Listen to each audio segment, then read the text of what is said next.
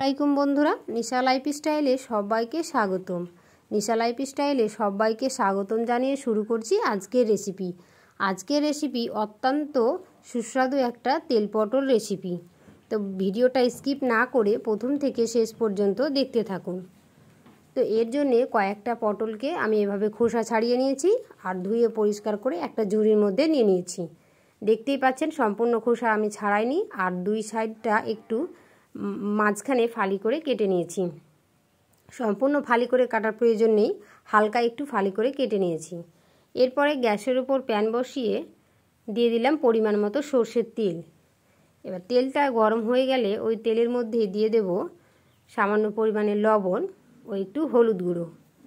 তেলের মধ্যে হলুদ আর লবণকে একটু ভালোভাবে মাখিয়ে নিয়ে আমি দিয়ে দিচ্ছি এর মধ্যে সেই কেটে রাখা পটলগুলো দিয়ে পটলগুলোকে নাড়াচাড়া করে নিচ্ছি আর বেশ লালচে করে ভেজে নেব। তো দেখতেই পাচ্ছেন অনবরত নাড়াচাড়া করতে থাকতে হবে, আর আমার পটলগুলোর কালারটাও কীভাবে চেঞ্জ হয়ে আসছে। তো বন্ধুরা, হালকা সিদ্ধ হওয়ার জন্য আমি একটু ঢেকে দিলাম, আবার ঢাকনাটা খুলে ভালোভাবে নাড়িয়ে চাড়িয়ে নিচ্ছি।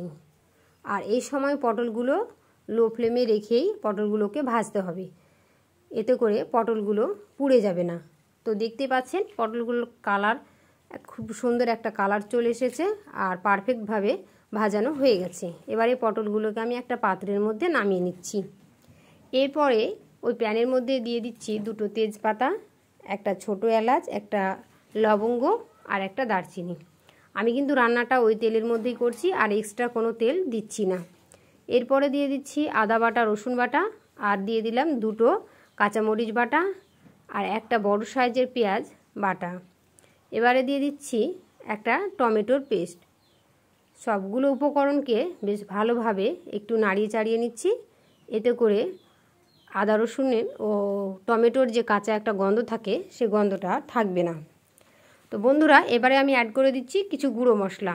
দিয়ে দিলাম সামান্য পরিমাণে লবণ, হাফ চা চামচ হলুদ গুঁড়ো, সামান্য পরিমাণে লাল লঙ্কার গুঁড়ো, জিরে গুঁড়ো ও ধনে গুঁড়ো। এবারে দিয়ে দিচ্ছি কাশ্মীরি লাল লঙ্কার গুঁড়ো। সমস্ত কিছুকে ভালোভাবে একটু নাড়িয়ে চাড়িয়ে নিচ্ছি। দেখতেই পাচ্ছেন মশলাটা কত সুন্দরভাবে কষানো হচ্ছে আর একটা পারফেক্ট কালারও চলে এসেছে। তো বন্ধুরা, এই পর্যায়ে আমি অ্যাড করে দিলাম সামান্য একটু পরিমাণে জল। এখানে বেশি জল দেওয়ার প্রয়োজন নেই। দেখতেই পাচ্ছেন সামান্য পরিমাণে জল দিয়ে আমি মশলাটাকে ভালোভাবে কষিয়ে নিচ্ছি, এতে করে মশলাটা বেশ সফট হয়ে যাবে। তো বন্ধুরা, এইভাবে নাড়াচাড়া করে বেশ লালচে করে মশলাটাকে কষিয়ে নিচ্ছি। কষাতে কষাতে যখন মশলাটা থেকে তেল ছাড়তে শুরু করবে, এর মধ্যে দিয়ে দেব পরিমাণ মতো জল। জলটা এখানে বেশি দেওয়ার প্রয়োজন নেই। তো দেখতেই পাচ্ছেন আমি জলটা সামান্য পরিমাণে জল দিয়ে ভালোভাবে জলটাকে নাড়িয়ে চাড়িয়ে আমি একটা ঢাকনার সাহায্যে ঢেকে দিলাম জাস্ট কিছুক্ষণের জন্যে। দেখতে পাচ্ছেন বন্ধুরা আমার গ্রেভিটা কেমন ফুটে উঠেছে। আর এই পর্যায়ে দিয়ে দিলাম সেই ভেজে রাখা পটলগুলো। আর পটলগুলো আমি দেখতেই পাচ্ছেন পটলগুলো খুব এক্সট্রা একটা জলের মধ্যে ডুবিয়ে রাখিনি, হালকা একটু ডুবো ডুবো হয়ে আছে। এবারে দিয়ে দিলাম ঢাকনাটা দিয়ে বেশ কয়েক মিনিট ধরে পটলগুলোকে আমি সিদ্ধ করে নিচ্ছি। এবারে দিয়ে দেব সামান্য পরিমাণে গরম মশলার গুঁড়ো। তো গুঁড়ো গরম মশলা দেওয়ার পরে ভালোভাবে নাড়িয়ে চাড়িয়ে আবারও পটলগুলোকে আমি ঢেকে দিচ্ছি কিছুক্ষণের জন্য সেদ্ধ হওয়ার জন্যে। তো বন্ধুরা, দেখতেই পাচ্ছেন আমি ঢাকনাটা তুলে নিচ্ছি আর পটলগুলো বেশ সুন্দরভাবে সেদ্ধ হয়ে গেছে আর ঝোলটাও কমে এসেছে আর পারফেক্ট একটা কালারও চলে এসেছে। তো বন্ধুরা, আমার এই রেসিপি কেমন হয়েছে কমেন্টে জানাতে ভুলবেন না, আর আমার চ্যানেলকে লাইক সাবস্ক্রাইব করে দেবেন। আর আমার চ্যানেলে যদি নতুন কোনো বন্ধু এসে থাকেন তাহলে আমার চ্যানেলটিকে সাবস্ক্রাইব করে দেবেন। তো দেখতেই পাচ্ছেন কত লোভনীয় হয়েছে, কত সুন্দর হয়েছে আর পারফেক্ট একটা কালারও চলে এসেছে।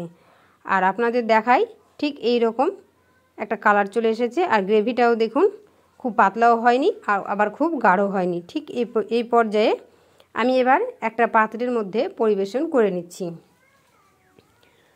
তো বন্ধুরা, দেখতেই পাচ্ছেন একটা পাত্রের মধ্যে আমি পরিবেশন করে নিয়েছি আর দেখতে কত সুন্দর হয়েছে। আর আমার এই চ্যানেলে আজকের মতো রেসিপি এখানেই শেষ। আবারও নিত্য নতুন রেসিপি নিয়ে হাজির হব আপনাদের সামনে ইনশাল্লাহ। আল্লাহ হাফেজ।